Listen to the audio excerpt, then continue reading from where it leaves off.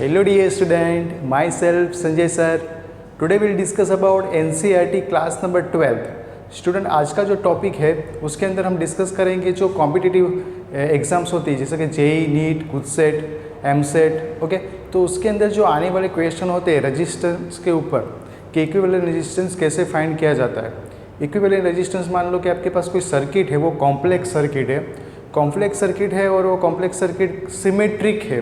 तो उस symmetric circuit को कैसे सोल्व किया जाए, मिरर सिमेट्री क्या होता है, बटरफ्लाई सिमेट्री क्या है, फ्लिप फ्लॉप सिमेट्री क्या है, तो वही आज हम इस वीडियो लेक्चर के अंदर डिस्कस करने वाले हैं। तो स्टूडेंट सिमेट्रिक समझने के लिए यहाँ पे मैं एक अल्फ़ाबेट ड्रॉ कर रहा हूँ, आपको उसमें देखना है सिमेट्री है कि नहीं है। स्टूडेंट फर्स्ट जो अल्फ़ाबेट मैं यहाँ पे लिख रहा हूँ, ये अल्फ़ाबेट मेरा ए है।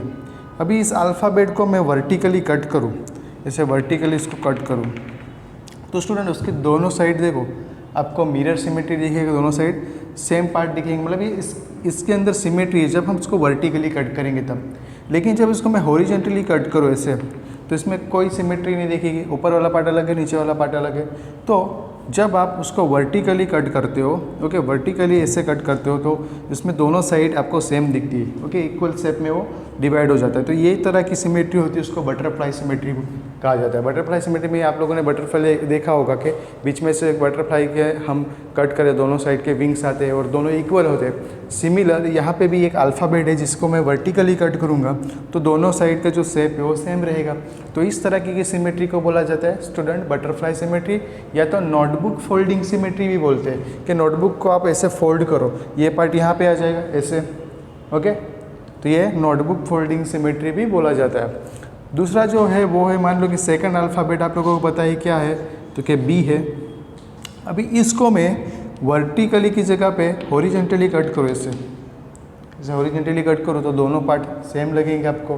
तो जब आप उसको हॉरिजॉन्टली कट करोगे तो ये वाला जो सिमेट्री बनेगा उसको बोला जाता है फिरकी फ्लिप सिमेट्री। ऊपर नीचे वाला पार्ट सिमेट्री होता है, यहाँ पे दोनों साइड के पार्ट सिमेट्री होते हैं। तो ये आपका कौन सा है, फोल्डिंग सिमेट्री था, जो आपका नोटबुक फोल्डिंग सिमेट्री जिसको बटरफ्लाई सिमेट्री भी बोलते हैं। सेकंड वाला है उसको बोला जाता है फिरकी फ्लिप या तो फ्लिप फ्लॉप सिमेट्री भी बोला जाता है स्टूडेंट, ओके। आज हम डिस्कस करेंगे ओनली बटरफ्लाई सिमेट्री के बारे में। जो आपकी फिरकी फ्लिप सिमेट्री है वो हम बाद में डिस्कस करेंगे। अभी कभी ऐसा भी होता है कि कोई सिमेट्री, मान लो कि आपके पास जो अल्फ़ाबेट एच है उसके अंदर दोनों तरह के सिमेट्री होते हैं। इसको वर्टिकली कट करो ऐसे तो ये आपको बटरफ्लाई सिमेट्री दिखेगा, इसको हॉरिजॉन्टली कट करोगे तो उसमें ये फ्लिप फ्लॉप वाला भी दिखेगा आपको, ओके, फिरकी फ्लिप वाला भी सिमेट्री दिखेगा। तो मतलब ऐसा सर्किट भी पॉसिबल है जिसमें दोनों सिमेट्री होते हैं, या तो फिर सिमेट्री कैसा होता है ओनली बटरफ्लाई या तो ओनली फिरकी फ्लिप या तो फोल्डिंग फ्लिप फ्लॉप सिमेट्री। तो स्टूडेंट ये पढ़ने का हमें नीड क्यों है, तो कि कॉम्पिटिटिव सेक्शन में काफ़ी सारे क्वेश्चन सिमेट्री बेसिस पे होते हैं, ओके। गुडसेट, जेई मीन के जो एग्जाम्स होते हैं उसके अंदर जो क्वेश्चन होते हैं वो सिमेट्री बेसिस पे होते हैं और वो ईजी होते हैं, ओके। आपको वो बस ट्रिक समझनी है, वो मेथड समझनी है। तो आज इस वीडियो लेक्चर में हम वही मेथड समझने वाले हैं। तो चलो एक एग्जाम्पल ले लेते हैं। मान लो कि आपके पास एग्जाम्पल ले लेते हैं, एक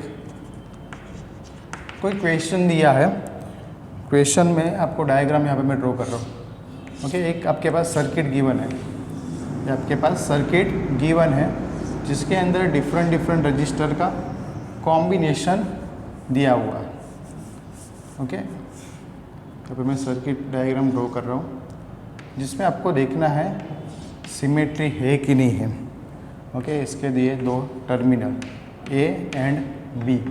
अभी इसमें रजिस्टर लगा देता हूँ। रजिस्टर कहाँ पे है, तो कि एक यहाँ पे है, एक यहाँ पे है, एक यहाँ पे भी है, फिर यहाँ पे भी रजिस्टर है, ये वाले में भी रजिस्टर है, यहाँ पे भी रजिस्टर है, ये वाले पार्ट में भी रजिस्टर है, फिर यहाँ पे भी रजिस्टर लगा हुआ है एक, यहाँ पे भी आर ओम का एक रजिस्टर है, ओके।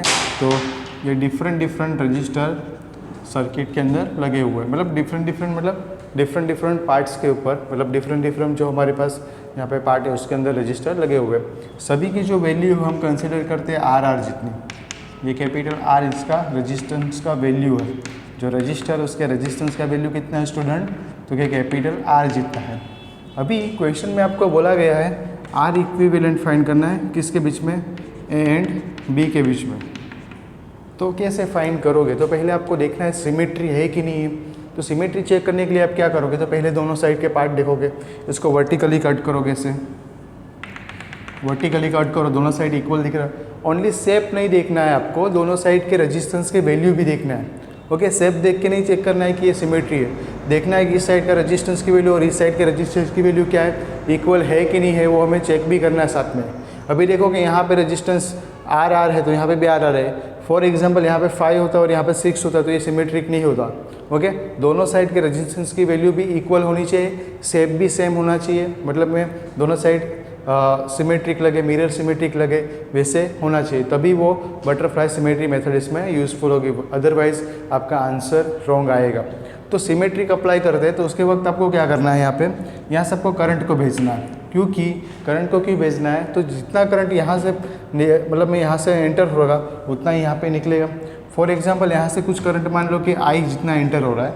ओके, कुछ करंट I जितना यहाँ से एंटर हो रहा है, यहाँ से करंट मान लो कि I1, यहाँ से I2, यहाँ से I3 और यहाँ से I4 अंदर जा रहा है। ओके, डिफरेंट ब्रांचेस से।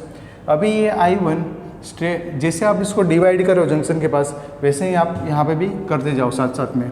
तो यहाँ पे I1 एंटर हुआ तो यहाँ से I1 एग्जिट भी होगा, क्योंकि कंजर्वेशन अप्लाई होना चाहिए, कंजर्वेशन यहाँ पे वैलिड होना चाहिए। जितना करंट एंटर हो रहा है, जितना चार्ज एंटर हो रहा है, उतना ही बाहर निकलना चाहिए। ओके, हम यहाँ पे KVL अप्लाई नहीं करने वाले, सिंपल हमें सिमेट्री लगाना है। तो जितना करंट यहाँ पे होगा उतना ही करंट यहाँ पे हमें दिखाना है, क्योंकि ये पार्ट यहाँ पे नोटबुक फोल्डिंग है ना ये, इसलिए। तो देखो ये I4 सीधा यहाँ पे चला जाएगा, तो यहाँ पे करंट होगा I4। ये कौन सा I3, तो यहाँ पे I3। फिर ये कौन सा है, तो क्या I2, और ये वाला I1। जितना यहाँ से आप डिवाइड करते गए उतना ही सामने जॉइंट करते जा रहा है। तो ये आपका जो हुआ, ये क्या हुआ आपका फोल्डिंग सिमेट्री, या तो आप बोल सकते हो बटरफ्लाई सिमेट्री। अभी स्टूडेंट देखो कि यहाँ पे ये I1 करंट तो स्ट्रेट यहाँ से यहाँ चला गया, ये I3 करंट स्ट्रेट यहाँ से यहाँ चला गया। ओके, I1 करंट स्ट्रेट यहाँ से यहाँ चला गया, तो ये जंक्शन पे तो कोई करंट डिवाइड ही नहीं हुआ। तो ये जो जंक्शन था ये ढोंगी जंक्शन है। ओके, दिखावे वाला जंक्शन है। सर्किट में तो है जंक्शन दिख रहा है, लेकिन जंक्शन नहीं है ये। ओके, क्योंकि करंट डिवाइड ही नहीं हो रहा, तो इसको मैं इरेज करके ऐसा लिख सकता हूँ, ये वाला। ओके, ये वाला। और सिंपल तरीके से मैंने ये वाले तरीके से आपको समझाया कि I1 करंट स्ट्रेट यहाँ से जा रहा है, I3 करंट स्ट्रेट यहाँ से जा रहा है, मतलब ये जंक्शन था ही नहीं। और ये I4 स्ट्रेट यहाँ पे जा रहा है, क्योंकि करंट डिवाइड नहीं होता, वो जंक्शन नहीं था, ढोंगी जंक्शन था। तो आपको बस जंक्शन चेक करना है कि वो ढोंगी जंक्शन कौन सा है, वो चेक करना है। वो जंक्शन आपको निकलना आ गया तो आपका सर्किट तो ईजी हो गया। अभी देखो कि ये वाले चारों जो है वो कौन से है, सीरीज़ में। ये दोनों कैसे है, सीरीज़ में। ये दोनों सीरीज़ में, ये चारों सीरीज़ में।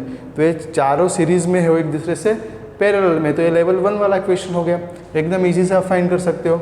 और जहाँ से भी आप वर्टिकल लाइन ड्रॉ करते हो, दोनों साइड एग्जैक्ट डिवाइड करने वाला, तो उस टाइम में वो जो वर्टिकल लाइन जहाँ से पास होती है, वहाँ पे जो जंक्शन आता है वो जंक्शन रहेगा नहीं। ये बात भी आपको क्लियर याद रखनी है। ओके, चलो इसको सोल्व करते हैं अभी। तो स्टूडेंट यहाँ पे सर्किट कुछ इस तरह से होगी। ऊपर 4 रजिस्टर है, ये 1 2 3 एंड 4। ओके, फिर नीचे यहाँ पे भी ये वाला पार्ट भी ऊपर मैं ड्रॉ कर लेता हूँ। ये 1 2 3 एंड ये 4। ये नीचे 2 वाले, 1 2।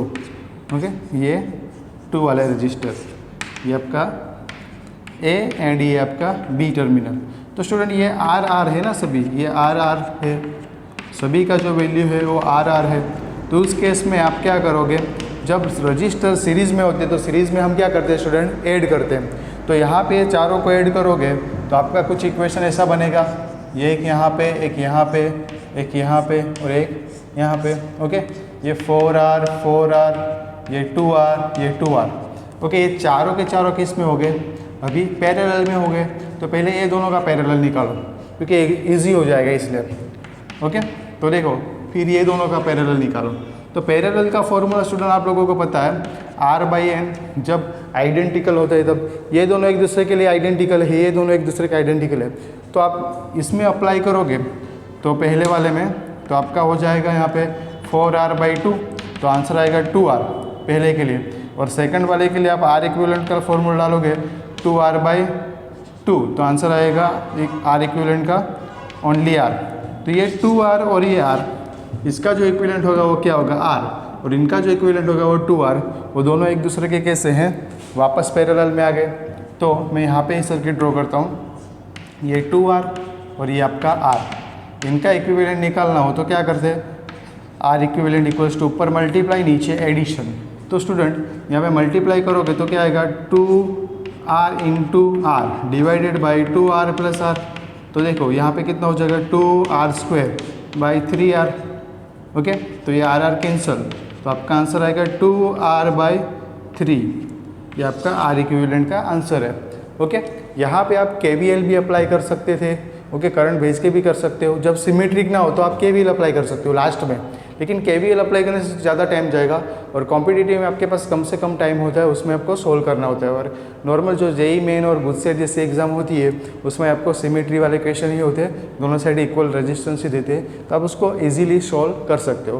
तो फर्स्ट ऑफ ऑल इसको नोट कर लो, फिर नेक्स्ट एक एग्जाम्पल लेते हैं, 1-2 एग्जाम्पल और देख लेते हैं तो आपको बेटर आइडिया आ जाए।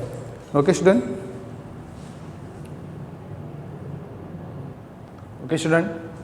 मैंने बोर्ड पे एक क्वेश्चन लिखा है एग्जाम्पल नंबर 2, जिसमें आपके पास ऐसा कोई सर्किट डायग्राम गिवन है, उसके अंदर आपको मान लो कि ये टर्मिनल A है और ये टर्मिनल B है।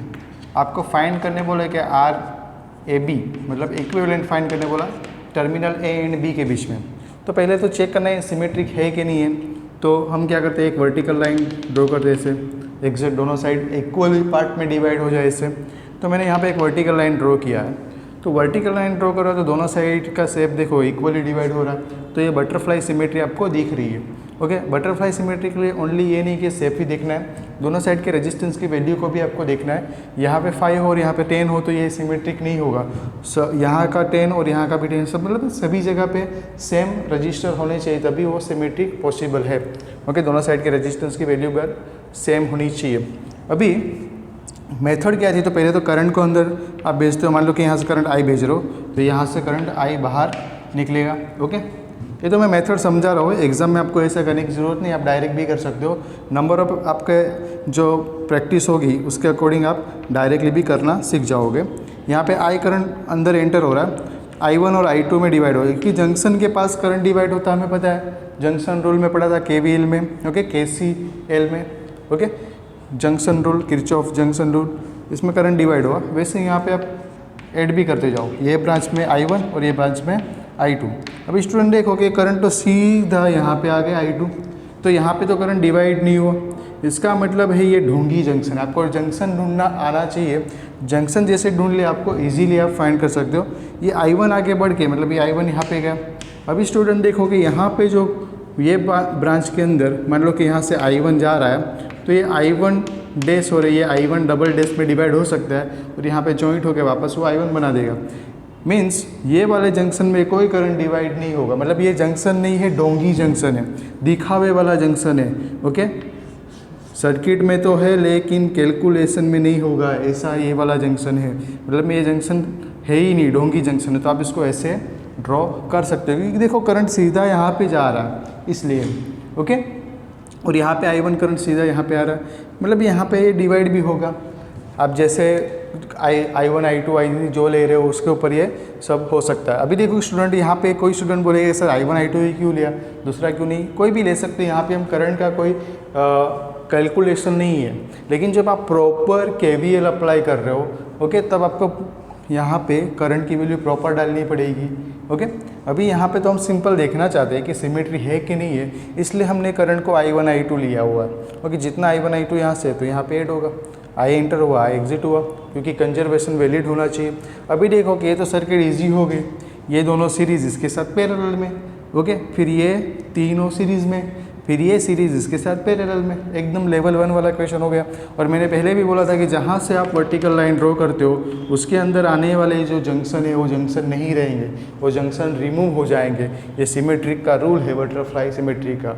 ओके, तो अभी देखो इसमें हम सोल्व करते हैं। सॉल्यूशन में देखो तो क्या होगा, यहाँ पे मैं ये दोनों का सीरीज 2R और ये R कितना हो जाएगा। यहाँ पे पहले तो सर्किट को ड्रॉ कर देता हूँ, सिंपल डायग्राम ड्रॉ करता हूँ। ये अपना एक ये वाला R, फिर ये आपका R और ये एक ही ड्रॉ करता हूँ, ये सीरीज़ में इसलिए डायरेक्ट आ जाएगा। ये आपका 2R, ये R। ओके, फिर ये आपका R और नीचे जो है आपके ये कितने हो जाएंगे टोटल 2R डायरेक्टली कर रहा हूँ, इसमें कुछ इतना लंबा करने की ज़रूरत भी नहीं है। ये 2R, ये आपका B और ये आपका टर्मिनल A। तो स्टूडेंट देखो कि ये दोनों का जो इक्विवेलेंट निकालोगे तो क्या होगा, पैरेलल है ये कॉम्बिनेशन, और पैरेलल में क्या होता है, ऊपर मल्टीप्लाई नीचे एडिशन। तो सिंपल मल्टीप्लाई करोगे 2R into R divided by 2R plus R, तो आपका जो आंसर होगा वो क्या होगा, 2R square by 3R। R cancel out करो तो R इक्विवेलेंट आपके पास आएगा 2R बाई 3। ओके, तो इनका आंसर हम यहाँ पे रिमूव कर देते हैं। चलो इसी सर्किट के अंदर में इसको इरेज कर देता हूँ। ये कितना हो जाएगा आपका 2R बाई 3, ये तीनों सीरीज़ में है। तो सीरीज़ में कौन कौन से है, एक तो R है, एक 2/3R, ये R, और यहाँ पे एक दूसरा R है। ओके, फिर यहाँ पे कौन है, ठीक है 2R है नीचे, ये आपका B टर्मिनल, ये आपका A टर्मिनल। तो चलो इनका सीरीज़ निकाल लेते हैं, जो लंबा वाला होता है उसको पहले निकाल देते हैं। तो ये पहले ये कितने हो जाएंगे 2R, R इक्विवेलेंट इसमें निकाले, सीरीज़ है इसलिए, तो 2R plus 2R by 3। Okay, ये दोनों 2R हो जाएंगे ना। अभी देखो क्रॉस मल्टीप्लाई करके 6R प्लस 2R बाई 3, तो सिंप्लीफाई करें तो 8R बाई 3, ये आपका R इक्विवेलेंट है इनका। ओके, इतने पार्ट का आपका वैल्यू आया 8R बाई 3। अभी ये इसके साथ किस में है स्टूडेंट, तो पैरेलल में, तो आप यहाँ पे ऐसे ड्रॉ कर सकते हो, ये 8R बाई 3, नीचे कितना है 2R, ये दोनों कैसे है, तो क्या आपके पैरेलल कॉम्बिनेशन में। तो पैरेलल कॉम्बिनेशन में स्टूडेंट क्या होता है, 1 अपॉन ऊपर मल्टीप्लाई नीचे एडिशन, सिंपल ले ले। ओके, तो R equivalent equals to 8R by 3 into 2R divided by 8R by 3 plus R, sorry 2R। Simplify करें तो ऊपर कितना होगा, 8 2 जा 16R बाई 3 डिवाइडेड बाई यहाँ पे 11R बाई 3, क्रॉस मल्टीप्लाई करोगे, सॉरी 11 नहीं होगा, ये कितना होगा स्टूडेंट 6 और ये 14 हो जाएगा ना। ओके, यहाँ पे मल्टीप्लाई करोगे कितना होगा 6 और ये 8 कितना होगा 14R बाई 3, ये 3 कैंसिल आउट, तो 16R बाई ऊपर मल्टीप्लाई मतलब 16R स्क्वायर और नीचे 14R, ये R कैंसिल, मतलब 16/14R आपका फाइनल आंसर आएगा। ओके स्टूडेंट, अच्छे से नोट कर लो। इसके बाद नेक्स्ट एक दूसरा एक एग्जांपल लेते हैं, अच्छा सा एग्जांपल लेते हैं। ओके,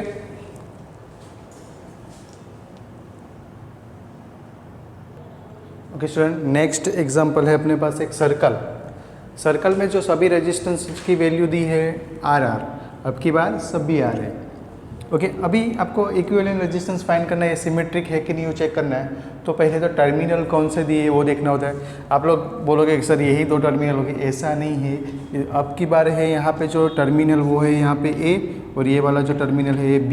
ओके, नॉर्मल तो मैं यहाँ पे ही दे रहा था, अभी ऐसा कुछ हो तो ये सिमेट्रिक जैसा दिख रहा है, नहीं दिख रहा है ऐसा लग रहा है ना, लेकिन है ये सिमेट्रिक। आपको आपकी मुंडी 45 डिग्री पे घुमानी पड़े, ऐसा करके देखो तो ये देखो, ये आपको दिखेगा यहाँ से।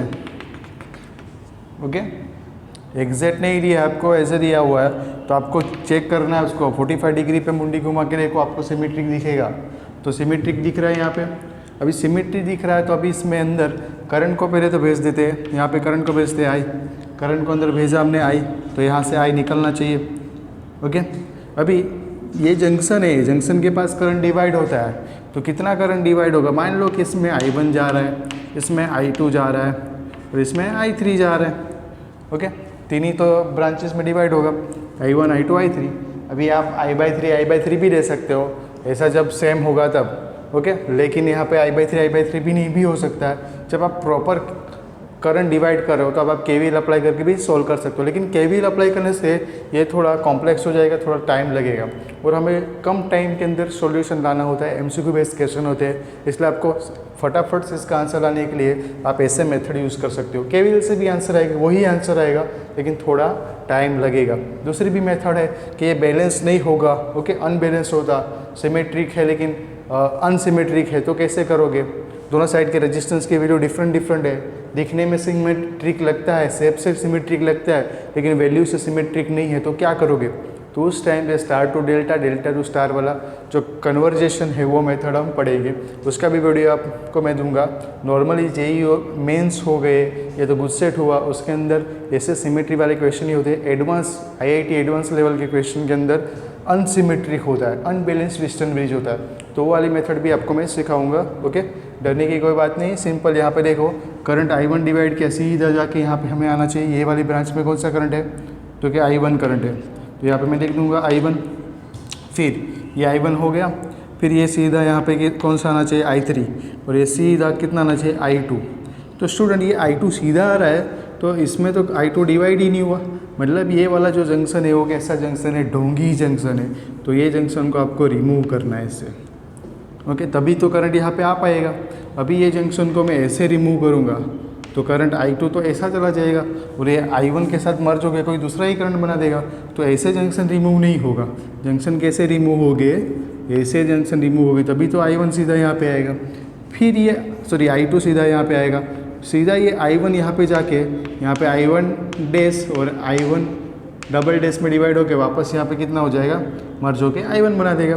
तो ये तो हो गया ना सिमेट्रिक। अभी क्या करना है, ये दोनों का सीरीज़ इसके साथ पैरेलल में, फिर ये तीनों का क्या करना है, आपको क्या निकालना है, सीरीज़ निकालना है। सिमिलर ये दोनों का सीरीज़, फिर इनके साथ पैरेलल में। लेकिन चलो ये 1 बाय 1 करते जाते हैं, स्टेप बाय स्टेप। तो पहले तो ये वाले एक एंड से चालू करते हैं। ये कितना हो जाएगा 2R और R का हम पहले पैरेलल निकाल लेते हैं, और ये इसको नीचे लिख देता हूँ मैं। सर्कल को थोड़ा ऐसे ड्रॉ कर लेते हैं। ये आपका R, फिर इसके साथ यहाँ पे 1 2 और एक यहाँ पे है, एक यहाँ पे रजिस्टर है। ओके, इसके साथ ये हुआ, और ये वाले को मैंने ऐसा कर दिया।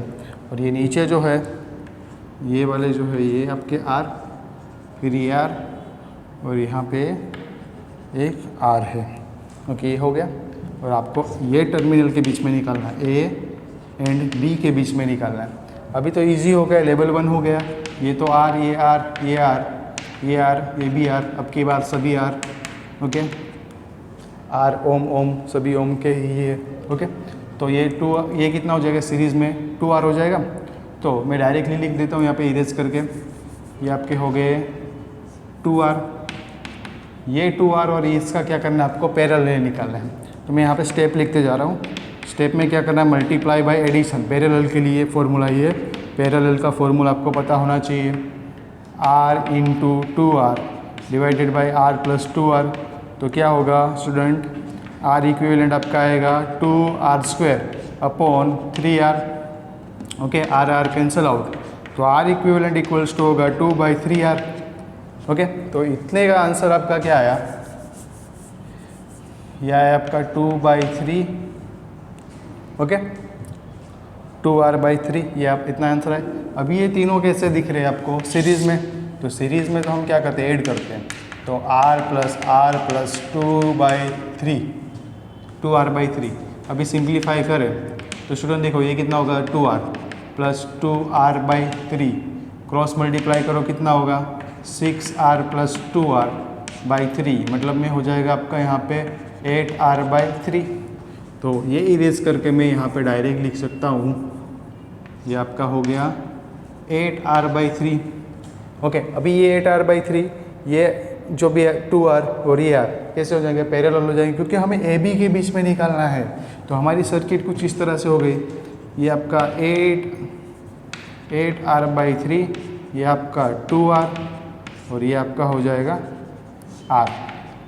ओके, ये AB के बीच में आपको निकालना है। अभी स्टूडेंट पहले तो इनका इक्विवेलेंट निकाल लेते हैं। तो इनका इक्विवेलेंट होगा आपका, पैरेलल में है तो पैरेलल में क्या होता है, 2R into R divided by 2R plus R multiply by addition. तो आंसर आएगा आपका 2R/3, डायरेक्ट लिख रहा हूँ, नीचे 3 हो जाएगा, 3R ऊपर 2R², R कैंसिल कर दिया। ओके, तो ये इतने का जो आंसर है ये आपका हो गया 8R/3, और ये आपका हो जाएगा 2R/3। इसका सॉल्यूशन लाए, ये दोनों पैरेलल में ही है, पैरेलल में क्या होता है, मल्टीप्लाई बाय एडिशन। तो 8R/3 into 2r/3 divided by 8r/3 plus 2r/3। Okay, आगे का आंसर आप सोल्व कर लेना। ओके, क्लियर है। तो ये कुछ मेथड्स थी, मतलब कौन सी मेथड, तो कि सिमेट्रिक जब सर्किट होती है उसमें आपको दोनों साइड इक्वली दिखे, मिरर सिमेट्रिक दिखे। ओके, तो उस टाइम पे आप बटरफ्लाई सिमेट्री अप्लाई करो वर्टिकली कट करके। ओके, वर्टिकली एक एक्सिस ड्रॉ करके, और उस एक्सिस के अंदर आने वाला जंक्शन रिमूव हो जाएगा। ओके, वो ढूंगी जंक्शन आपको फाइंड करना है, वो फाइंड करना आ गया तो आप सर्किट को ईजिली सॉल्व कर पाओगे। ओके, तो नेक्स्ट वीडियो लेक्चर के अंदर हम फ्लिप फ्लॉप या तो फिरकी सिमेट्री समझेंगे, जिसमें ऊपर नीचे वाला सिमेट्रिक होता है। यहाँ पे तो साइड वाले दोनों सिमेट्रिक थे, अभी ऊपर नीचे वाले जो सिमेट्रिक है उसका हम नेक्स्ट वीडियो लेक्चर के अंदर डिस्कस करेंगे। आई होप सभी को ये अंडरस्टैंड हुआ होगा। ओके, उसके न्यूमेरिकल्स मेरे पास काफ़ी सारे हैं, और आपके पास भी कोई रेफरेंस बुक हो और उसके अंदर आपको ऐसे सिमेट्रिक वाले क्वेश्चन दिखे तो ये मेथड अप्लाई करके सोल्व करने की ट्राई करो। ओके, ईजिली फाइंड कर सकते हो। Okay student, thank you.